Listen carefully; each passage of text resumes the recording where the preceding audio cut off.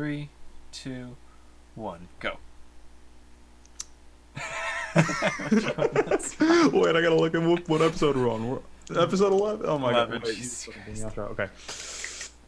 Oh, sure. Ladies and gentlemen, welcome to this episode of... Oh, shit, I almost said my other shit's intro, the Bristol broadcast. Oh, my fucking god. Ladies and gentlemen, welcome to this episode of The Law of Traction. This is episode 11. Today is November 1st. My name is Brian Eapen, and with me is... Daniel, and we have still yet to improve, which is A-okay. It keeps it real. It keeps it authentic. I don't mind it. Sure. There we go. Keeps it classic, like Ford with their V8s, supercars on a budget, and some EV news, because why not? I like how you're telling yourself all this so you can just read the first 5 seconds or watch the first 5 seconds of the video to make the title. Yeah. Yeah, that's called next level thinking. So, intro time. Intro. How have you? Do we have an intro now? No, we don't have an intro. Okay, No, whatever. no. That worked for me. There How have we you go. been, Daniel?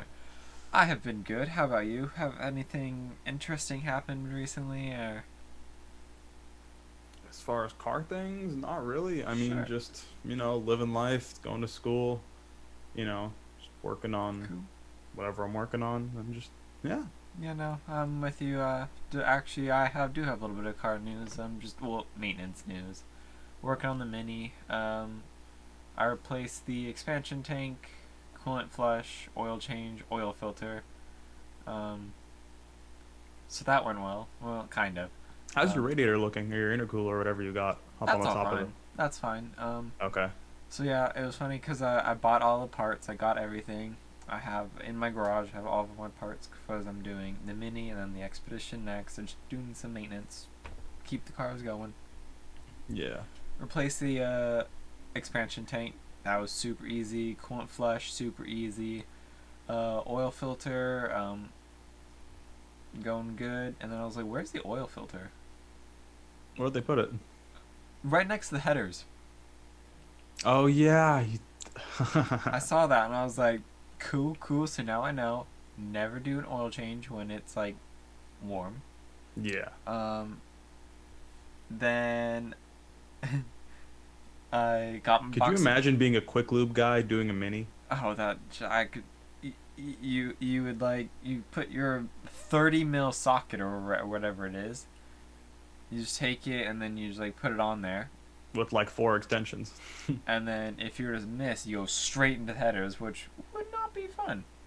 Oh no, that'd be stupid. Huh? Yeah. So got the oil filter done. Yep. All going well. Then I got my case of oil I took it out and I was like, this label looks different. And then I read it and I got diesel oil. So Nice. had to bring it back and get gasoline oil. Probably wouldn't have made a difference, but I think I read online that the diesel has more zinc in there, which is not as good for the catalytic converters. But the diesel system can take it better, so Oil? Oh wait, oil goes in the cats? eventually a little bit would get burnt off. Oh, okay. I was like, what kind of oil goes through the cats, which is the hottest part, probably one of the hottest parts of the car. Well, once it gets burnt off a little bit, some of it probably goes through. Okay. Well, I mean that'll explain a lot. Oh well. So I was gonna ask you doing No Shave November? Come on. I need to keep my You can boy's grow charm. a beard. Come on now. No. You just haven't grown it. No. I know you have to shave Yeah. because you had a bit of a beard when you came back that one time from your road trip, and Yeah, it looked good. But No. I just saw a little bit of a reflection-ish, and I guess that spot I missed. Oh well. it's the worst, isn't it? Well, because also I don't use the light, so I just do by hope. Well, also I have a mask on because we have to, so it kind of covers it up. Yeah, so you don't gotta worry about that. I think the one thing I hate about wearing a mask when I have a freshly shaved face is when the stubble starts to come back out and your mask gets caught on it. See, my masks are kind of looser-ish, and I don't wear them like normal people, but I go under their chins. Mine, it can go on around here, Ah. so it don't really affects it too much. Yeah, I kind of rely on my big nose and my chin to like hold my masks in place. I use my glasses to hold them up. I've never like when I do wear glasses, I just can never get through with the fog. The fog is just too annoying. That's why I use my glass to hold them up, because it like pushes it up to my face, so I don't have to deal with it. Nice. But yeah, COVID that's our life. current situation. Do you hear? Oh yeah, speaking of which, before we go into the car stuff, do you hear that England's going back on lockdown? Yep, I heard that. For what, a month? Yeah, think about a month. And I heard it was lockdown. Yeah, it's like not on the streets, cause so kind of imagine it to be like, kind of like the first few weeks of March for us, where it was really empty on the streets. Yeah. Well, that's also people who are just scared going out. Do you think? Yeah. Do you think that we're gonna go back there? Nope. I don't. Yeah. I mean, I feel like they might try, but it's too far gone, bro. Too hard to control those people. Yeah, that and we're doing pretty decent. Yeah. Well, California, sure, but the rest of the country. It could be worse. It could be better. It's not. Yeah. Yeah. I don't know. We'll see. There's some places that don't have mandates for stuff anymore, so we really can't compare ourselves to other places because we're all individual. We don't have the spam still. Yeah. We're not Japan. We're not Norway. We're not Australia. We're not Canada. We're America. US. We're even in. It's so big, so you can't compare Texas to California either. We're completely different. I mean, the best comparisons you could do are like per capita, but even then, I mean, we'll see where we land. Well, yeah. But going back to mistakes. No. So I was working on my Mini today, and I was doing a brake fluid flush. After I did my rear brakes, which went perfectly well, I was able to do the driver's side brakes in, I would say, 15 minutes. From wheel off to wheel on. Everything with, like, cleaning everything properly, like, lubing everything up so everything, like, works properly. A-okay. Brake fluid. I got my brake fluid thing that I got, put it on there. It's like a bottle the size of, like, a Tylenol bottle. Oh my god. So you put the brake fluid in, you pump, and it's full. So you have to take it, empty it out, put it back on, pump, empty it out. I like how you're distracted on your phone. That's amazing. Yeah, I'm listening. I am. Okay. So then, because I remember from when I did my expedition, when it all went perfectly fine, you have to keep the container above the valve. Mm-hmm. So, like, the gravity does it all because there's just one person doing it. Make sure it's all filled. First mistake. I got tired of this little bottle, so I was like, hey, let's get a bigger bottle. So I got a water bottle. I punctured the hole in the cap, put the hose in there. Well, the hose is not long enough, so it doesn't go all the way to the bottom of the bottle. Reading later on, you need to have it all the way to the bottom because the hose needs to be, like, under liquid. I never had under liquid. Oh, so you got air back in the system. Oh, then I get air into the system.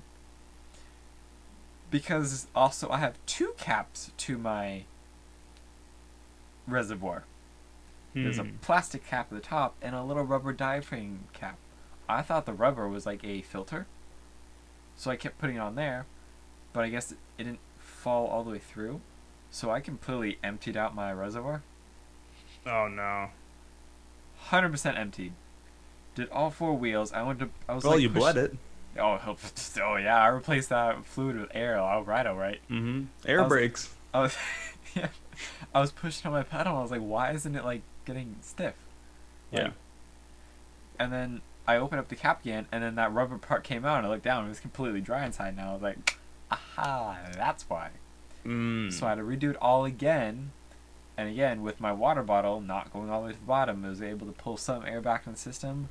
So it stops, not well. Like, the pedal goes to the floor. It will stop though.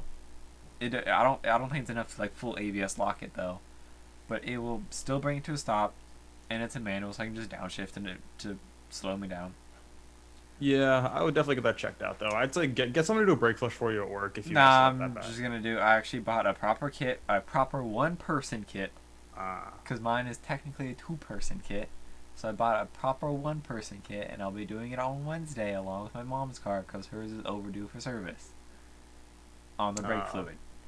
So fingers crossed it all works. let's hope. I mean, But how'd your coolant go?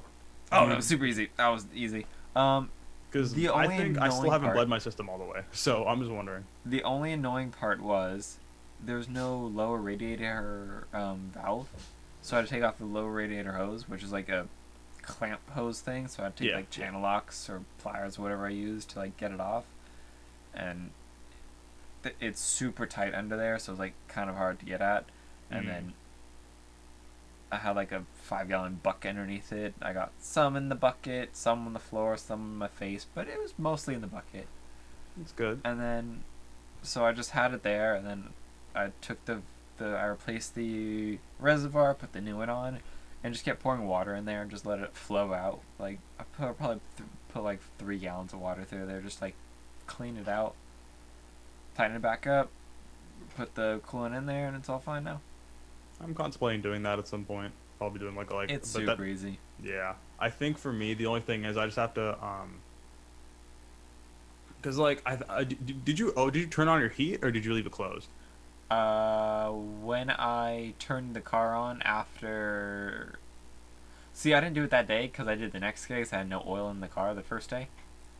I did do a quick test drive with heater on full blast. Ah, okay.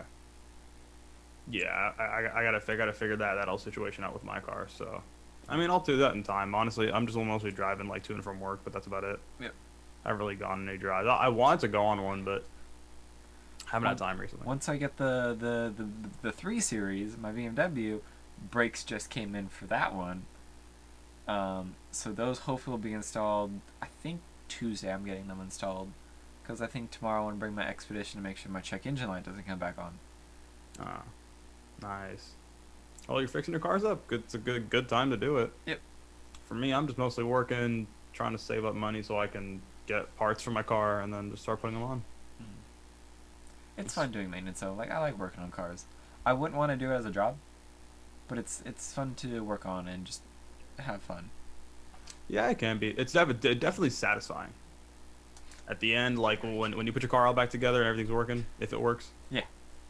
But yeah, let's get into this pushrod V8 that Ford's got. Why don't you intro Mr. Ford Power? Sorry, I just realized I had my desktop wallpaper on the entire time while we're talking, which is of my Ford.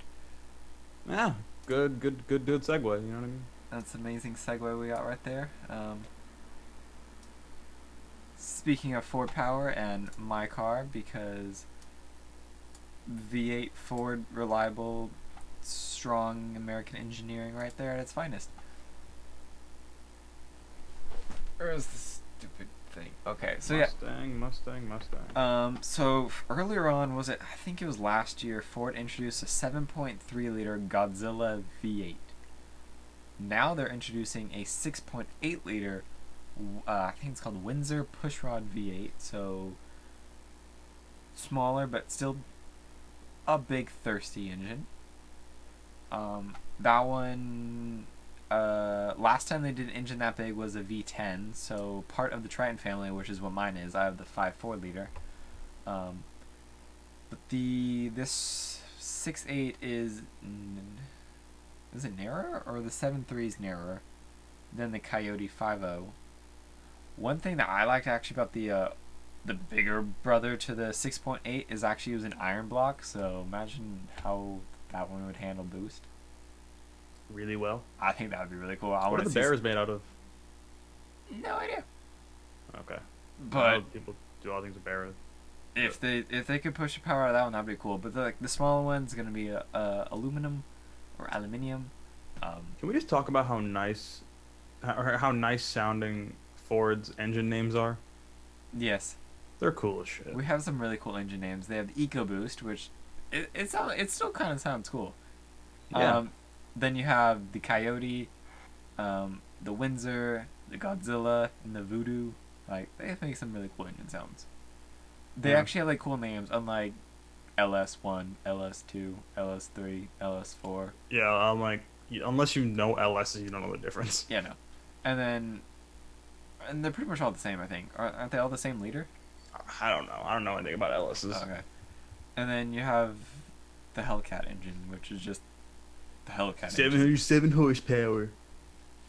Boats that are undrivable. I hate those things. Terrible to drive. But big engines, big noise, big fun. I really like what Ford's doing with like trying to like experiment. Like I wish more companies would do something like this, and I think they can.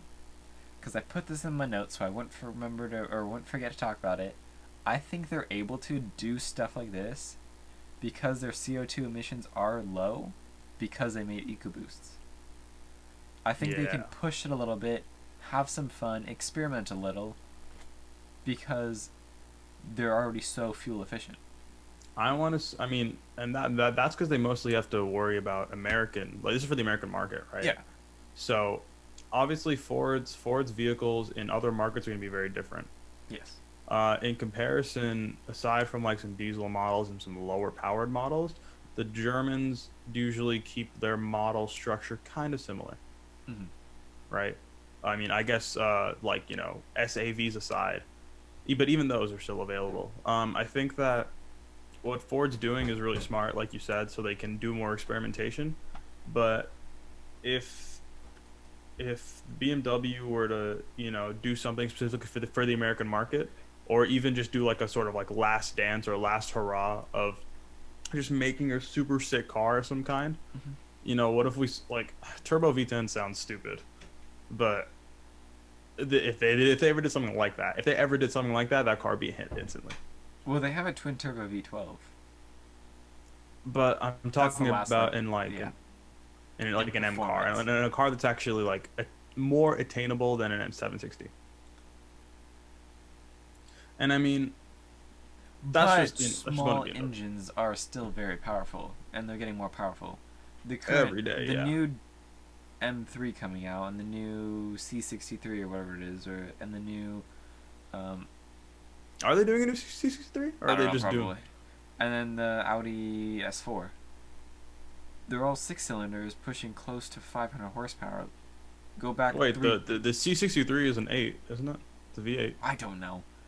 It's a 4-liter V8. Get rid of that. If you meant like displacement size, then yeah, it's also smaller. Audi and BMW, they have in their sport models. Even if you want to bring your love of Lexus in there, they're 6-cylinders, giving high horsepower, and BMW's 500 horsepower in a 6-cylinder.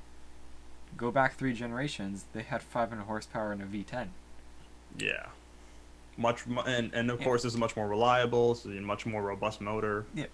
But that's just technology coming around. Yes. I want to read more about this this Ford one though. Yeah. So we know it's going to be in the Mustang. So it's probably going to be. You think it'll be like a special edition? I could see it as a special edition, kind of like the 350s are with the flat plane Voodoo engines, supercharged ones. Mm-hmm. I don't know what they would do. I don't know what they would call it. I wonder if they bring back the boss name again, like Boss 305 or whatever it is, or would maybe they Boss 680? I don't know. Yeah, maybe I know 610 to double 305, whatever. Yeah, I don't know. Yeah. My question is like, well, actually another thing. What's the California special? What is that? Just a button? It's basically just like an aesthetic pack. Okay, I figured. I thought it was. I have seen a California Special Mustang, and it's basically a GT version with badges. Yeah, I think we saw one at a couple auto shows. Yep. So, and that's what I was asking about. It's pretty I think their lights were different. No, I think lights are the same. I think it's just badges, maybe even interior a little bit, like different materials, like color scheme. I remember we saw a green one, and the lights were different. I don't remember what edition it was, but it was an edition. That one might have been the Bullet. Yeah, that's what it was, a Bullet. Okay, it started with B. I knew that. Mm-hmm. 6.8 liters though. What do you expect power wise? Well, what does it say? The Coyote is 430 horsepower and 475 pound-feet of torque. If they can get close to 500 horsepower, that would be really, really cool from an NA engine. Oh yeah, definitely. Because I could see them boosting that one if someone wanted to, like Hennessy or something, easily 800 horsepower. Would Ford add turbos to their GTs in the future, maybe, if they even continue the Mustang brand? I could see them continuing the Mustang brand. I don't think turbos. I can see superchargers still. Okay, yeah, probably superchargers. Because they still do that now with the GT350. GT500? Or GT500. The 350 was NA. 500 is supercharged. Yeah. I mean, it's cool. It's exciting to see, honestly. The smaller the engines, they do turbos, like the EcoBoosts, the 4 cylinders and the 6 cylinders are both turboed. V8s are supercharged. And what's this car competing with? What do you think? The engine or the Mustang? I guess the Mustang with this engine. That's interesting because it's rumored that Chevrolet will kill off the Camaro again.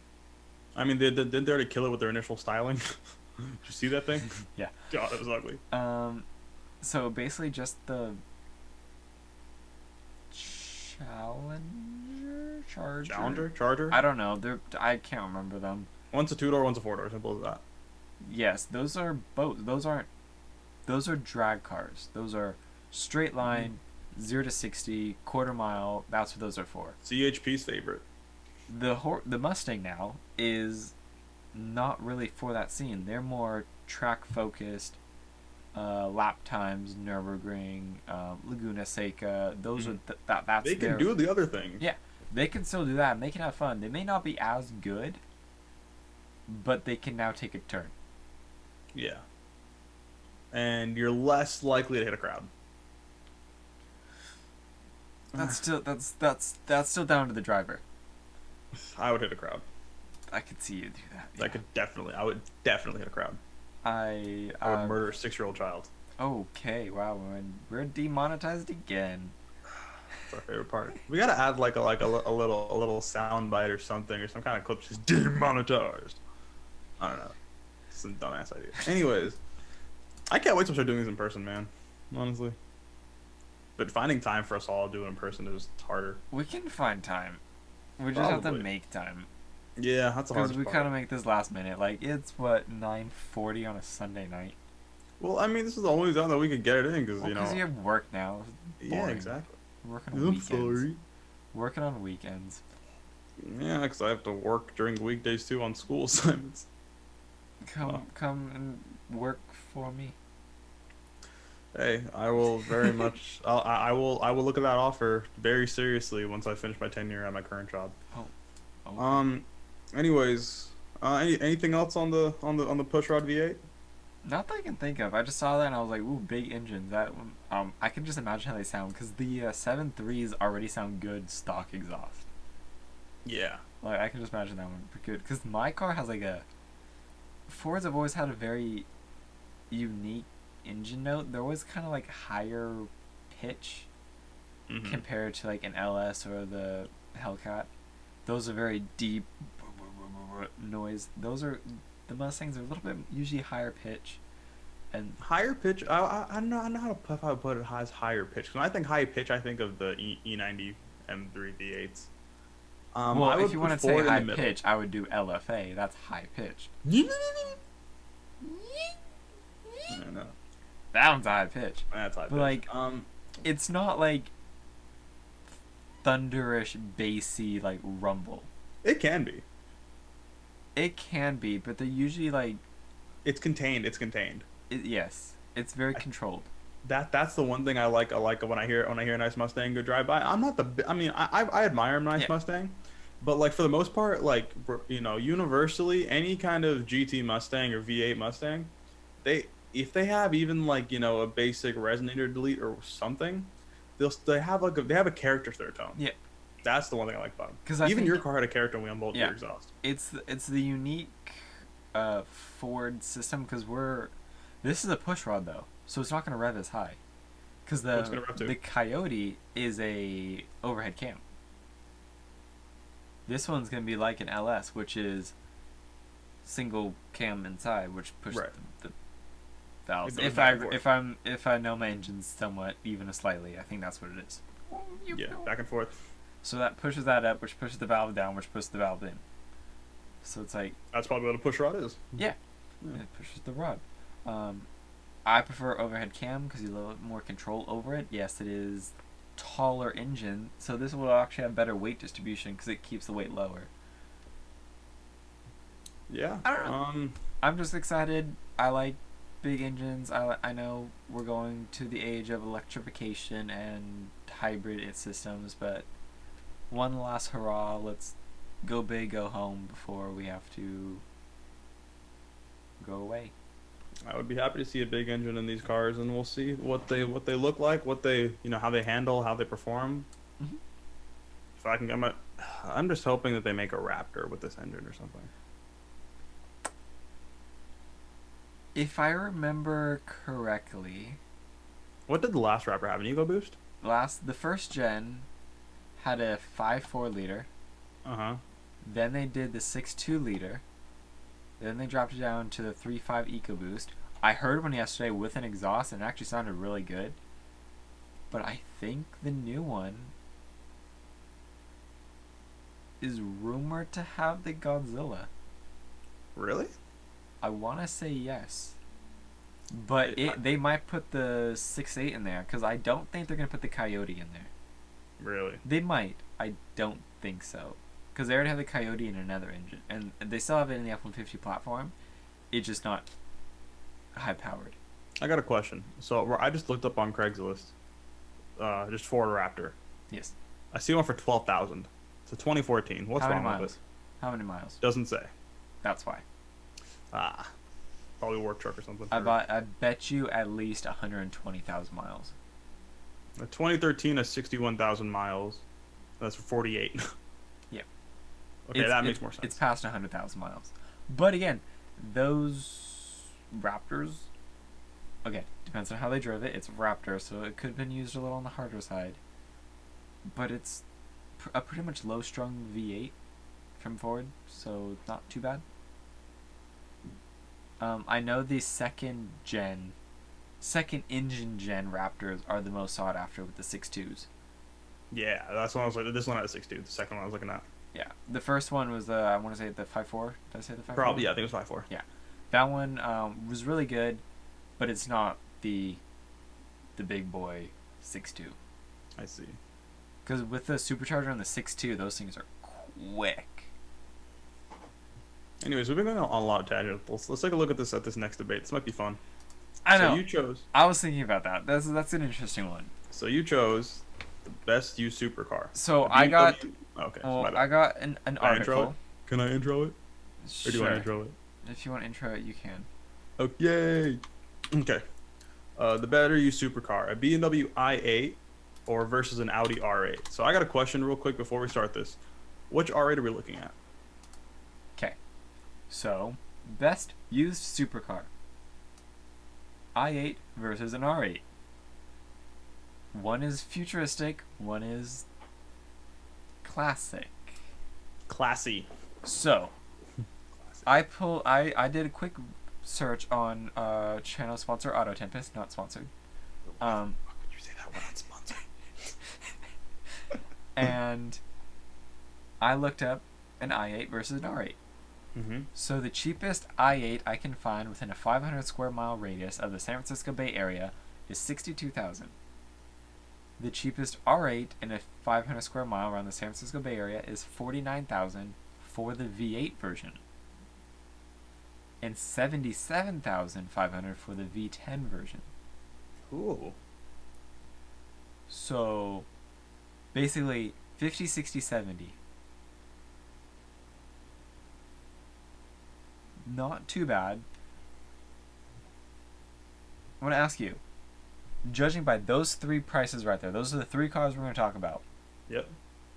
You have a $80,000 budget, and you to get one of those three. Which one would you pick? i8. Okay. Why would you pick the i8? Let's say after I buy the car and is tax included with the purchase price or Nope. Okay, after let's say still be 70k. Then I have another 10k of safety money in case something goes wrong with it. Okay. But considering it's not a V8 or V10 and it's a more proprietary system with, the BMW charging and The the hybrid batteries, system and the the hybrid carbon system, fiber monocoque. carbon fiber motor. Okay. Sorry, So that why was wouldn't you go the V8, which is cheaper? You have more of a buffer zone. the doors, man. I mean, So the doors themselves are worth $10,000. More than 10,000. But here's the thing. $12,000. I haven't driven an R8. I don't know if you have. You might have. I have not driven an R8. I've driven their little brother, the TT. Ooh, cute. Here's the thing. TTRS. There is no guarantee for my budget of $80,000, and I highly doubt I can find a good one. I can't find a gated manual R8 with a V10. I actually did just find one. How much is it? If it's a gated manual, that gives me all the reason to get the R8. I want to say, I think I found one for 75,000. A 2008 with a 4.2. Okay. Yeah. You have to look. You have to you have to look quite closely. Even then, a V8 built by Bowden Auto House. This one's got a wide body. Okay, the wide body. I don't know about that. So it's a cool car. 5.2 Quattro with the 6-speed is $84,950. So that's out of budget. So is that budget? Okay, let's go $100,000 budget. Okay. I don't know. If I would have to get a Spider if I got the R8.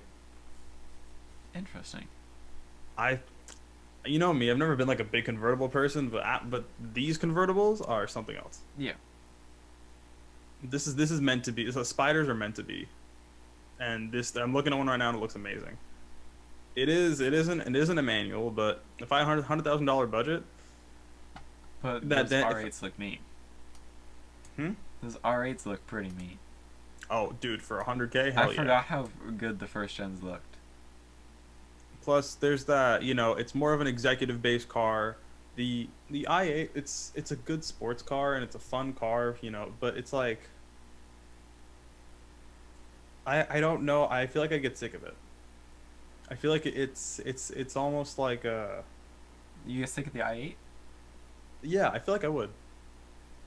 And I think the only reason being is that it's such a cool car, but when you really look at it and if you squint your eyes small enough, you'll just see a bit of an i3 and a bit of a nice like 5 Series interior.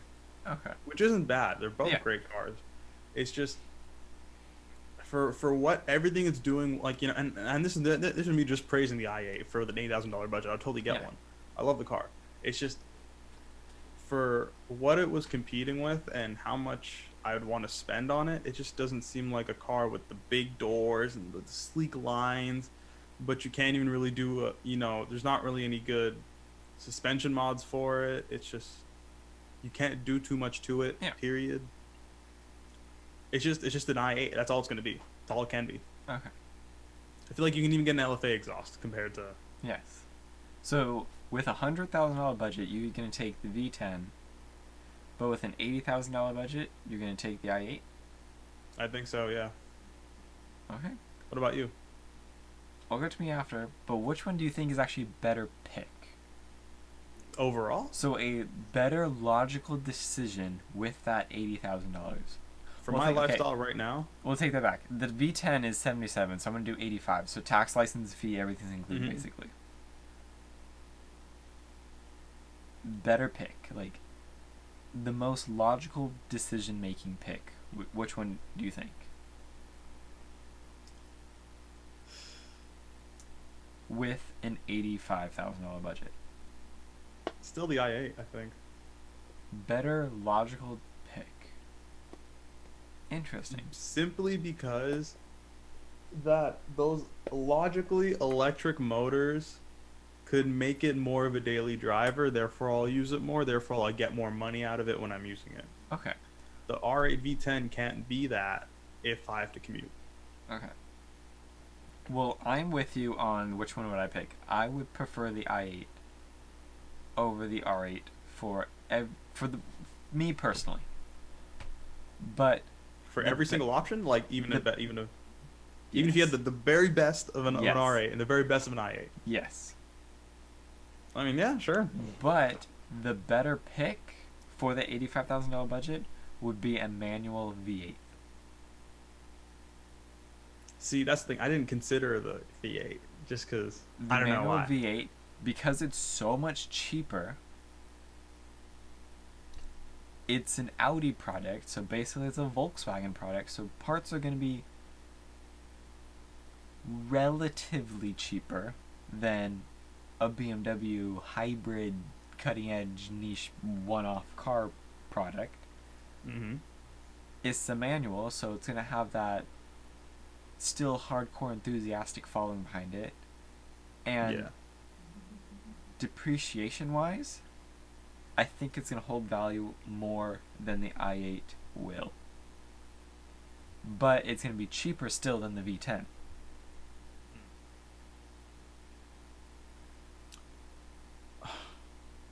So personally though, for me, I would take the i8 because I like how they drive. I like the hybrid features it has. It's kind of like it's a quick car. The R8 probably is really good too, but the i8 technically does have two rear seats. The R8 doesn't. So if I were to go on like a long trip, my benchmark for a good car is here to LA. So about 350 to 450 miles. Yeah. I can throw my luggage in the back seat. Because that's basically all it's good for. Yeah. The trunk in R8 is up front and it's small. You could probably fit a carry-on, but you couldn't fit a whole lot more. Like last time I went down there, I had a backpack and a carry-on luggage. I don't think that would fit in the front trunk of the R8. That would fit in the front trunk. You'd have to give up. You'd have to make your passenger hold it or give up your passenger. Yeah. And I had a last-minute passenger, so I would have not had room. You did? Yeah. So if not, I would have had to just throw all of our luggage in the back seat if I had the i8. But if not, he would have been in footwells. Jeez. Yeah. To me, I think it really does vary. It really does. I think that I would have more fun. I would have more fun with the V10, but I wouldn't be able to have more fun as often as I want to. If that makes sense. Like if I were to get a V10 manual, I'd be like, yeah, this is plenty of fun. I would, it's all this, but it's like if I just want to have an easy day to drive a car, if I just want to take my car out one day and just go get some Chipotle, and if I had the choice between my IS and an R8, I would probably just pick my IS. But if I had an i8, then an R8 I, it's hard. Yep. If I had the R8, then I would probably just take my IS instead. But if I had an i8, I would take the i8 because, like, well, I'm not spending any gas money. I can just go charge it. I have a reason to take it out, all that. And that's also because I'm more biased considering I've driven the i8 a little bit. I haven't driven it as much as you have and all the places you have, all the roads you have, but I've gotten a feel for the car and I like it. So the difference between the V8 and the V10 is about 100 horsepower.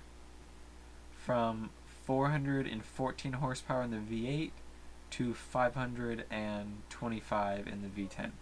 So you're telling me I'm making the same amount of horsepower as an E90 M3? I mean, obviously it's lighter and it's better built and it's got better handling and it's better. And it's quattro all-wheel drive. Yeah, and it's all versus the i8, which only has about 300 horsepower, but they're much lighter. And you can probably tune them. I think you can tune them. Not really. Downpipe.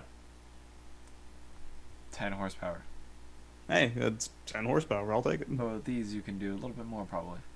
You could probably do a chip tune. Yeah. And exhaust, and you're pushing more power. Yeah, I mean, I don't know. That's a hard one. It's just that, like, for me, I don't know if either of these would be my But yeah, Used super. better used supercar. Which one of those two would be the better used supercar? i8 then. I'll say the i8. And like it checks every box except for the wow factor. The i8 doesn't have wow factor. It's in certain regards it doesn't. So if you were to pull up outside of your college in an i8 or an R8, which one would you think gets more attention?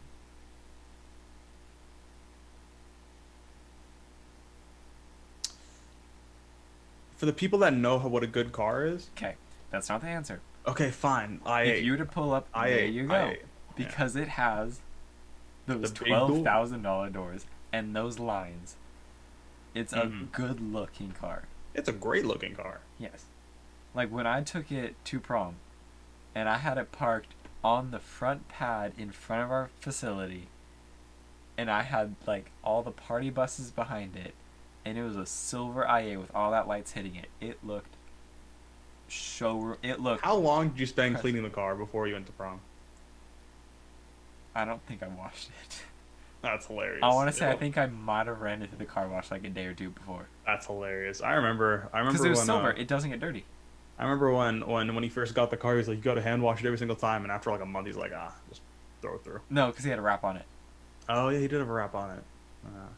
If he wrapped it before you got it to prom, that'd be crazy. It would have been matte black if I would have taken it. That would've been sick. I actually like the silver.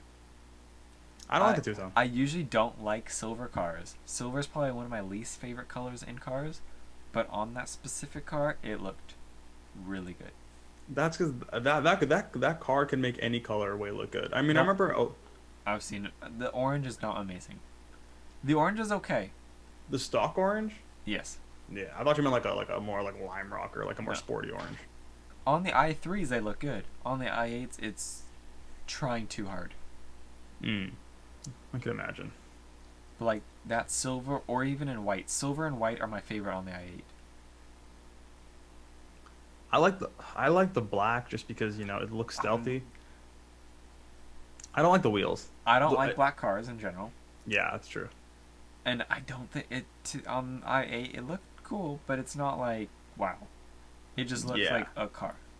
It kind of blends in too much because there's almost too much black on it. Yeah, I agree. Man, it's just crazy. Yeah, the copperish color or whatever one isn't that great, but doesn't really go all that well together. But going on to budget supercars, let's go on to a not budget supercar. It's a crackhead car, we'll call it. Jesus Christ.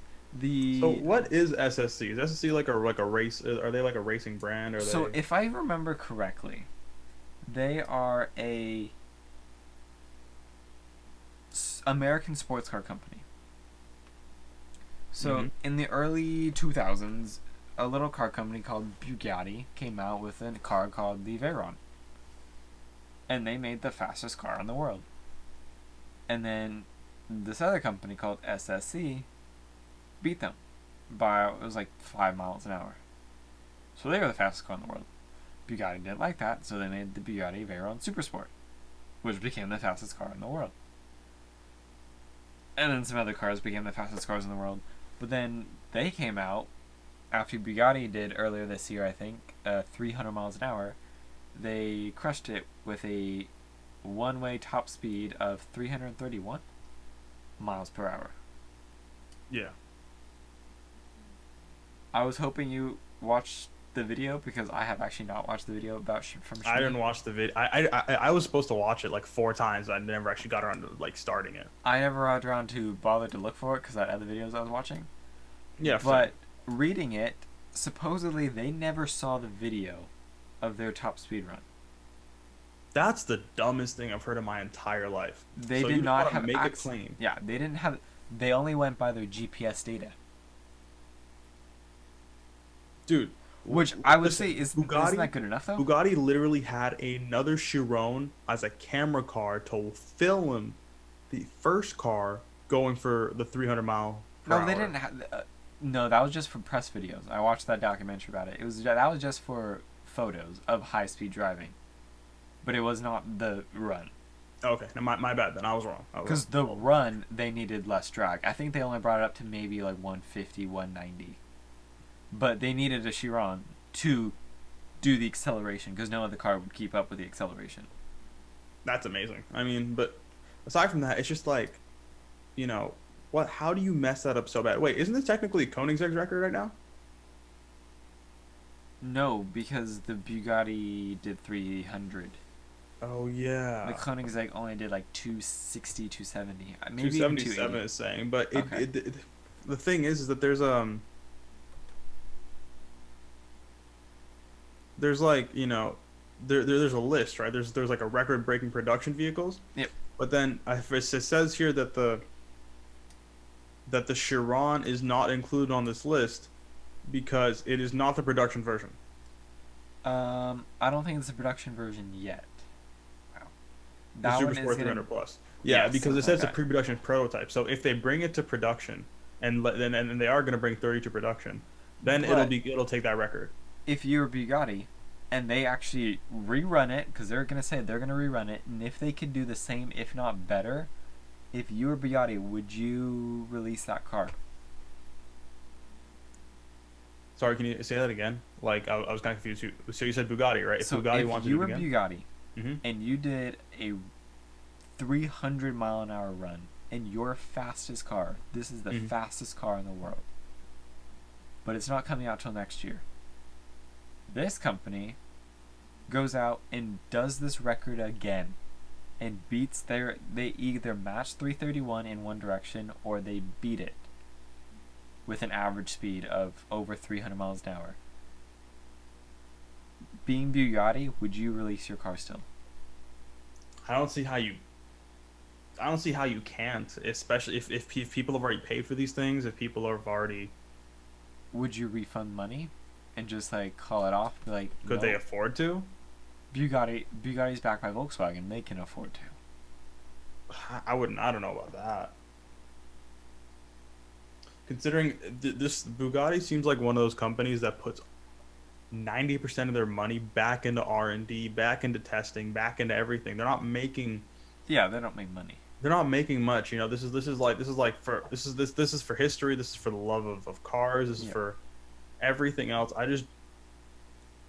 To make 30 of these cars, have them handmade in a production facility, and pay all these people, and it's like unless they already have a secret version an experimental version that they're going to keep working on. And they've done the Devo since then, or I think so, if not the black, the Nord, whatever it is, and then their new race car that just came out, which I didn't put in the doc because I didn't know that much information about it and I didn't want to bother looking it up. Now, if you were a customer, would you still want to take delivery of it? You're buying the fastest car in the world, but by the time you get it, it's not the fastest car in the world anymore. And you just spend. I would be the wrong kind of customer if I was buying a car simply because it's the fastest car in the world and because I didn't actually like the product. Well, it's bragging rights. If you can afford that car, you're not buying it because you're never going to do that speed. Oh, for sure. It's just bragging rights. I would probably still buy it. You have the fastest Bugatti in the world, not the fastest. I would probably still buy it because here's the thing: until SSC can prove that record, they said they're going to go again. They can go again as many times as they want. If they don't, and also that's another thing about this whole record thing. There needs to be a universal standard to it. The Cannonball has a universal standard. Technically, for this record, they have to go in each direction. 331 is only in one direction. Yeah. The other direction was, I think, 305, which averaged like 316. 316, average 316. So their technically top speed is 316 miles an hour. It's not 331. It just that was what was in the doc. Yeah, because you have inclined. That is the standard. It just they didn't have possession of the raw video from the vehicle itself. They only were able to go by the GPS data from the vehicle.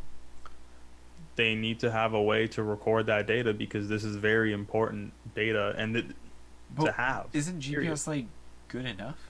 No, it's not. But what happened? You could just lie on a speedometer. It's not a speedometer. They need to have some kind of They need to have like a special like VMAX box or whatever it is. I know I mean, people make them. VMAX for these speeds, it's they quite literally need to on whatever roadway they have, they need to have like quite literal checkpoints that can, you know, that can So that they can basically, what the highway patrol does in a way, on yeah. the highway, you have those reflective signs that like a mile apart. Hmm. They're in a plane up above. They see the car. It goes. They take their watch and they go click, click, next one, and it does the math for them. Like I have one of those. Exactly. So they need to just they should probably get a plane, get something in the air to one if they can record the run and if they can establish overhead, record the run and you know plot out from X distance. This is how much is viewable, so they can record the entire run of the car if that's possible. I don't know if that is if they have the money for that, the resources for that, especially with COVID. I don't know, but the thing is What that about a what they radar need to do. detector? Hmm? Would a radar detector be good enough? You need multiple. You need the thing is that Yeah. they need this it's effectively going to trial and proving yourself beyond a reasonable doubt. They have to have as much evidence in many different forms. So be it an onboard GoPro, which is crazy. Well, it'd be crazy to see what that is. Well, You, they have an onboard video. They've actually done an onboard yeah, video. but again, They just didn't on the have new it in one. their possession at the time when they said the claim. How do you not? Well, then you cannot stake a claim until you have all that evidence. Well, they have the evidence from the GPS, not from video. Still not good enough because GPS is one thing, but there can be there can be errors in GPS. You need to have pretty much again overwhelming proof. If you know, if they did it, they probably did. They probably did go that fast, but it can't be. You know, it can't be. It's hard. It's hard to put into words. I keep trying to think about how to say it, but you get what I'm trying to say, right? Like it needs to be proven beyond a reasonable doubt. Yeah. Because you know a lot of people aren't gonna be able to see this in person. I think it's one of the coolest things ever if they can figure it out. It's just that they need to make it, but until then, you know, Bugatti has to make their car, and also they need to do away with this whole, you know, with trying to set this record. If they're only gonna do it in non-production cars, they can go ahead and make their.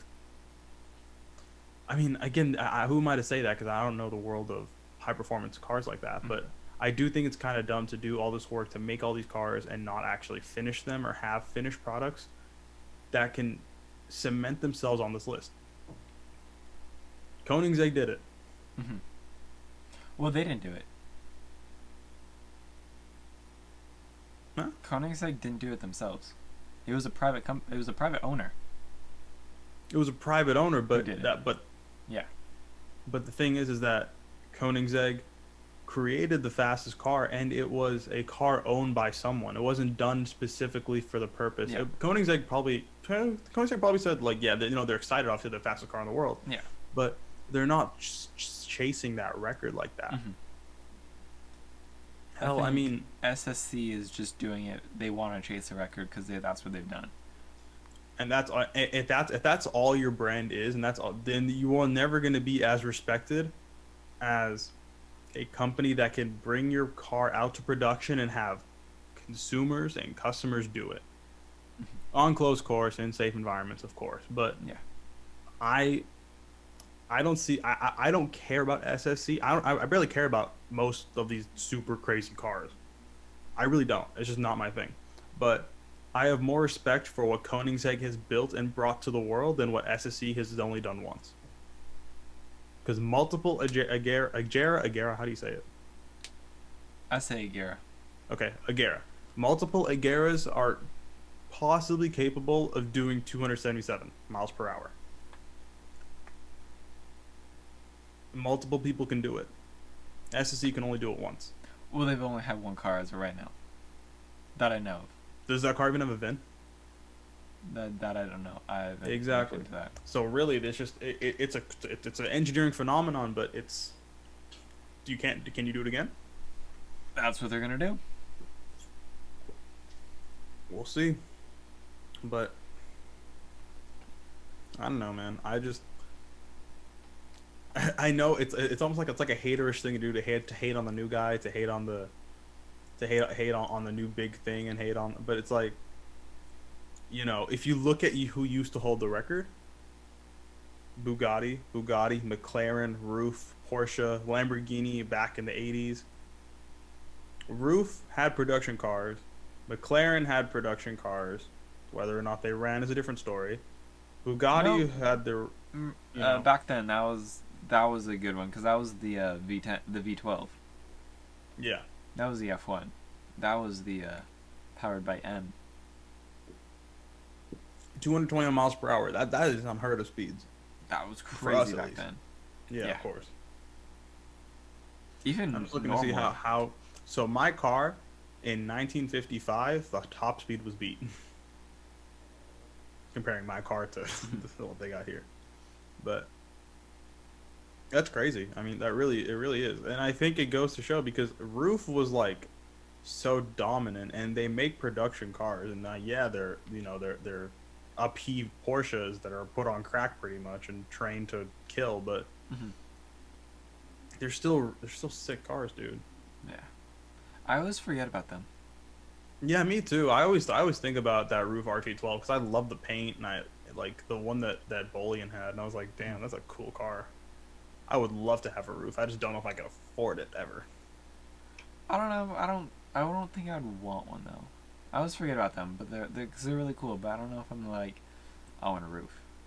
I think I just want that one specifically because not that one. I just think that they're just cool. They're hard as hell to deal with, but they're just the coolest cars ever. Like they take an already cool Porsche. What is it, 997 or something, or 99? Sure, I don't know Porsches. I don't know Porsches that well. It's like the same number. They just use the same number like 3 different times, and it's 3 It's just different cars. 99999. Well, they have the 997, the 911 997, like the 911 like 998, and then like the. Okay, yeah. So it's based on the 997. Okay. So people say that's like the best Porsche. Is that the one right before the? What do they call it? The scrambled eggs eyes. Yeah, we'll say that. I think so. Okay. Oh my god! But just even looking at this car, this car looks like it looks like it's straight from hell, and I love it. And now the interior sucks. And I know that they're like doing this brown interior and it looks ugly as hell, but it's just. What is it? The roof.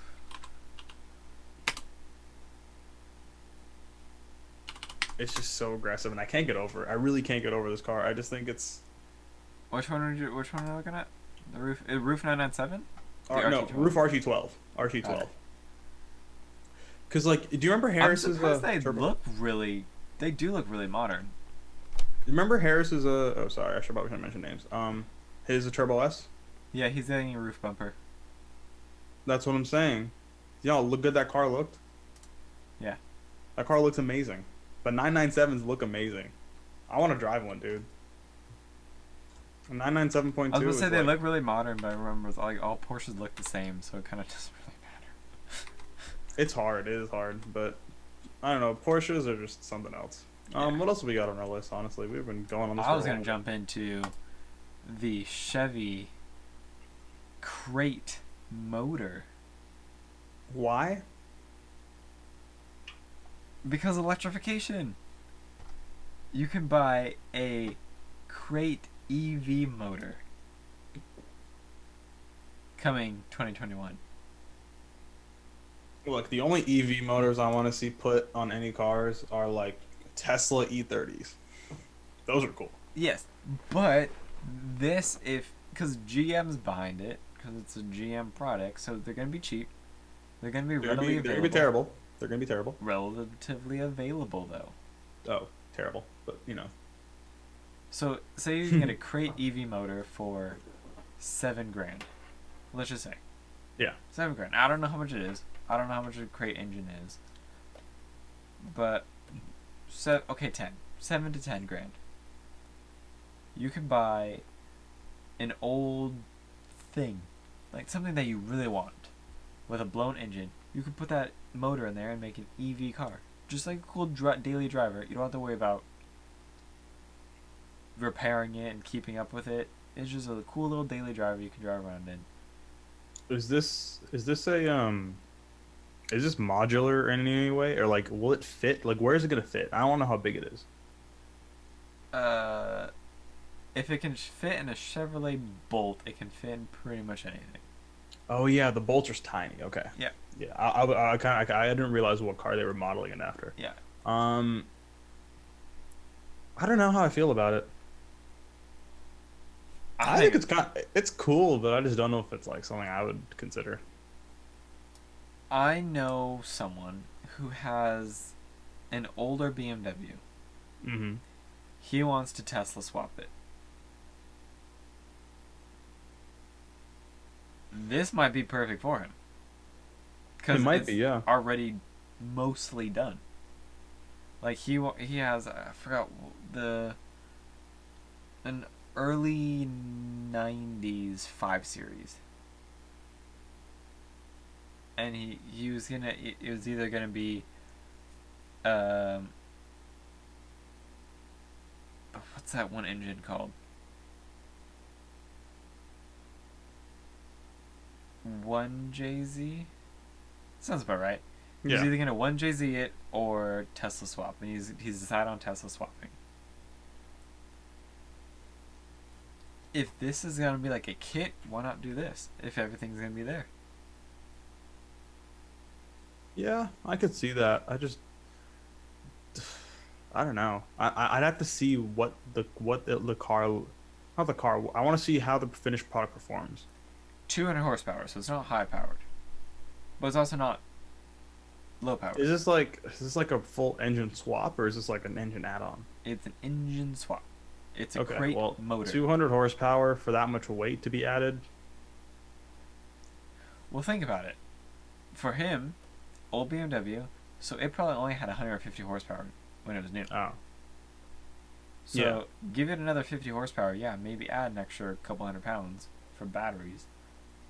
It's going to drive relatively the same. Mm-hmm. It's going to be quicker because there's more torque off the line. And you don't have to worry about old car finding parts, maintenance. It's just a normal, like, tootle around town and quiet. I respect it. If it's cheaper than what I'm saying, 7 to 10 grand, that'd be even better. Again, I just. But they're exploring offerings of high performance motors, which would be really cool. It could be. I just feel like most of the reason that people do engine swaps is so they can go to something more modular, more modifiable, More modifiable, yeah. common. But if you wanted to, what about put 4 of those things in your car? 1 per wheel. That's 800 horsepower. That would take the weight, the engineering required to do all that. Weight of electric motors are less than gasoline engines. I'm talking about like space-wise as well. Electric motors are smaller than gasoline engines. Maybe. I don't know, man. Maybe. I don't know. I just thought that'd be really cool.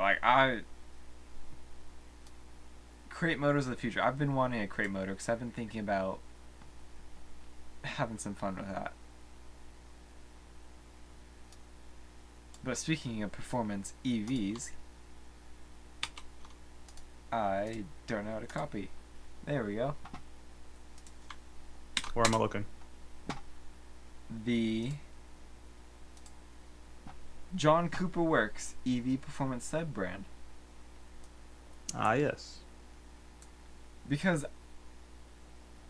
I knew like John Cooper Works was a performance brand, but like isn't Cooper S also the performance brand? No, Cooper S is like a trim. But it was their sporty trim. Yeah.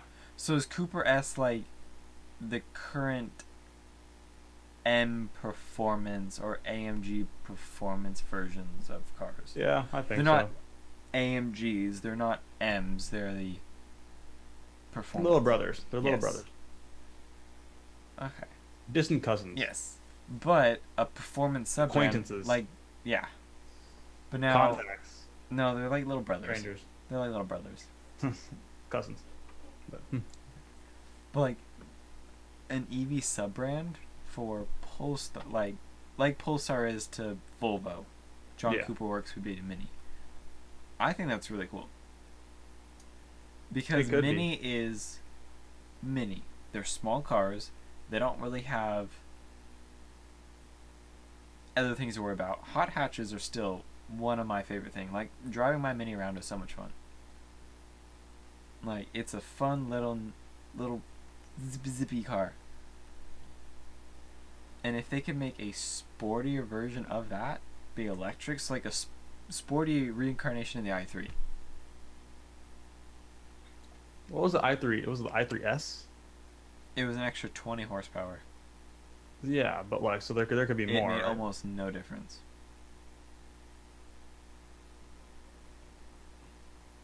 But if they can make it sportier, so if they could say like the other engine motor was the crate motor from Chevy, 200 horsepower, and that thing would be amazingly fun. Because the i3s were only like 150, Oh my god. if not. Maybe I think actually the S was 180. I don't know, again, because it's like, for me, electrification, my understanding of it really kind of ends at Tesla and Porsche Taycan. You're on the complete opposite side of the electrification spectrum. Yeah, exactly, right? Like, that's what I'm saying. Like, you know, what John Cooper Works, what they're doing is probably really cool. It's probably really exciting. What they're trying to do, at least, or what they're planning, it's just, you know, I wonder, is this enough for Minis to, like, does Mini have the financing to do this? They're backed by the BMW franchise. Right, but we also know the BMW franchise has been canceling things left and right. They Just also because own the Rolls-Royce franchise, so they're not hurting for money. Yeah, it's just you know, I guess like because considering like you know I'm very interested in like the business side of things, and I feel like that's where a lot of my opinions come from. If you probably noticed, but like, you know, No, you're all over the place because I was thinking you're gonna go straight for the R8 when we were talking about that. I didn't Really? think you'd even want to talk about the i8. I thought you'd be like No. engines, power, vroom vroom.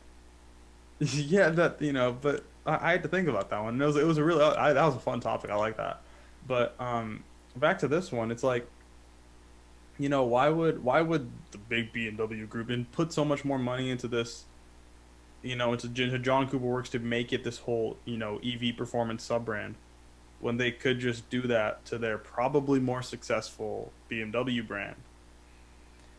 Because That's like it's like Apple and Beats, right? Like why would Apple continue to put money into Beats when they have their own product, the AirPods, are doing better, and just move money more back towards that?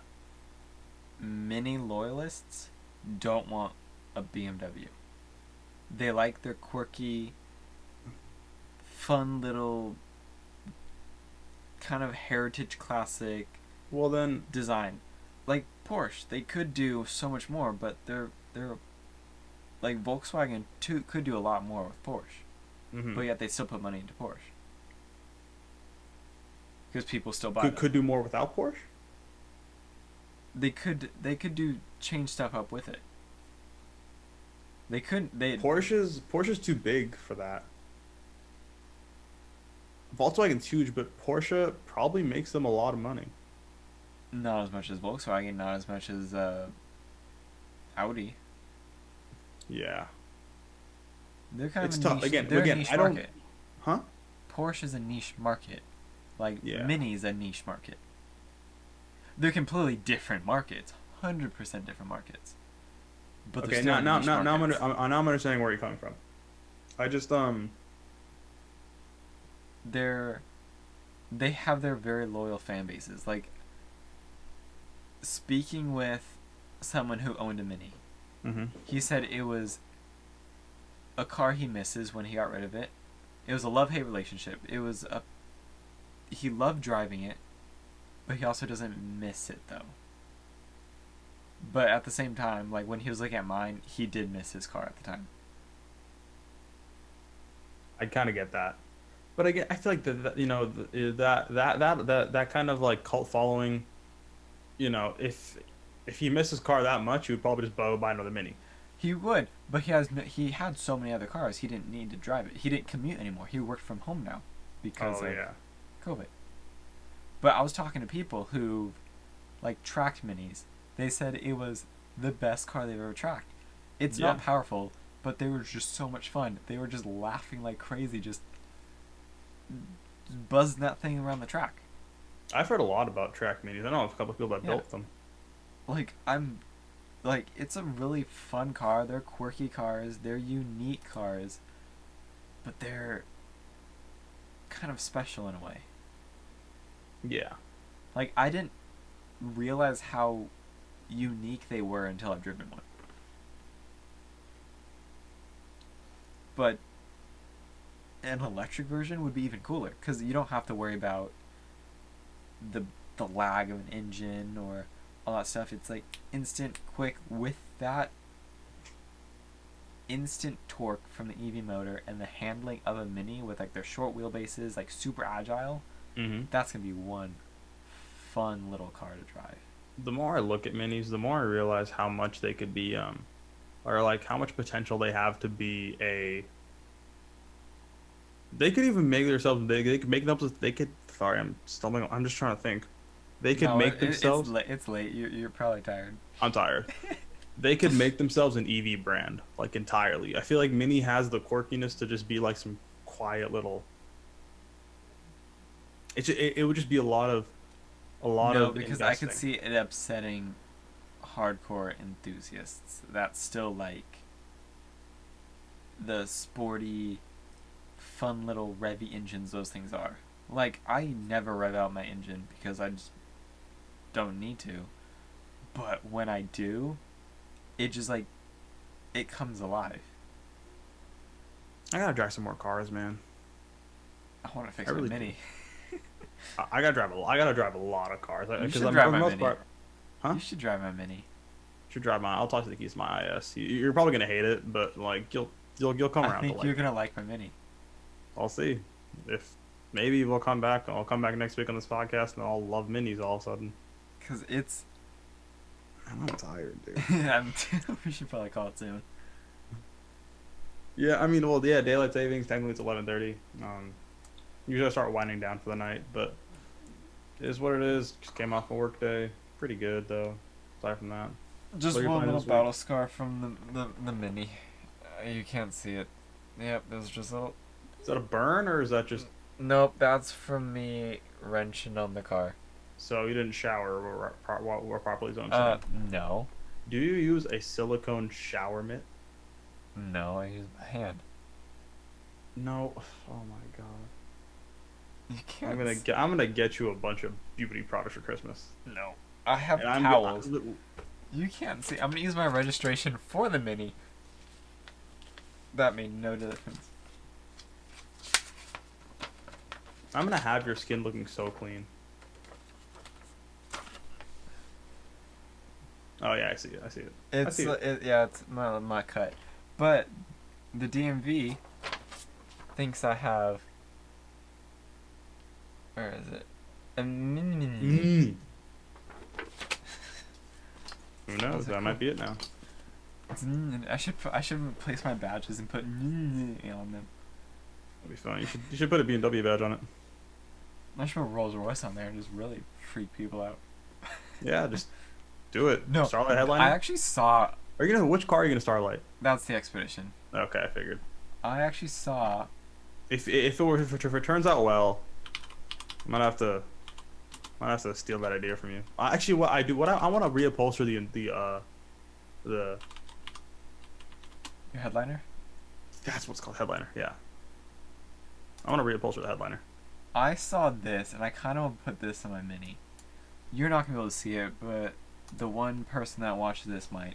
It's No, we like probably lost them by now. oh, probably once start bringing my arm up so you can see Also, my you cut. gotta send me the link so that we can actually start tweeting this out or something. Ah, I sent the link. Like right after? Yeah. Oh, I Oh. didn't know that. Well, I sent. Yeah, true. But yeah, that logo, I really want to put that on my Mini because it's kind of cool. Um, It's like the wing logo? it's the wing logo, but it's like a modern one. Oh. I don't know. I just saw it and I was like, that looked kind of cool. Compared to like that one. I don't know. Anyways, honestly, I think we should probably start wrapping it up because I gotta get ready for bed and take care of some other stuff. So. Yeah, it's just it's only we've only been doing this for an hour and 15 minutes. That's long Well, enough. let's hope we can keep some people around for. Let's see how we do. I can't even talk anymore. I'm Get more people tired. also. Ladies and gentlemen, thank you guys for paying attention to this next episode of the Law of Attraction. The late night kind of just This has quiet been- one. Oh my god, the quality's gone down. We probably got demonetized again. Probably lost our one viewer that we usually have, which were just really just ourselves. But hey, at least we can go back and look on these one day and be like, hey, we were young kids and we were making our own podcast, seeing what happened. Or maybe we'll look at this in 5 years and be like, holy shit, we were terrible and now we're making millions. I just imagine if like our kids end up watching this, I just feel so bad for them. Oh my god, can I get a text back first? Anyways, thank you guys so much for joining us with this podcast, and we'll see you guys later. Oh, good night, everyone. Drive safe. Peace.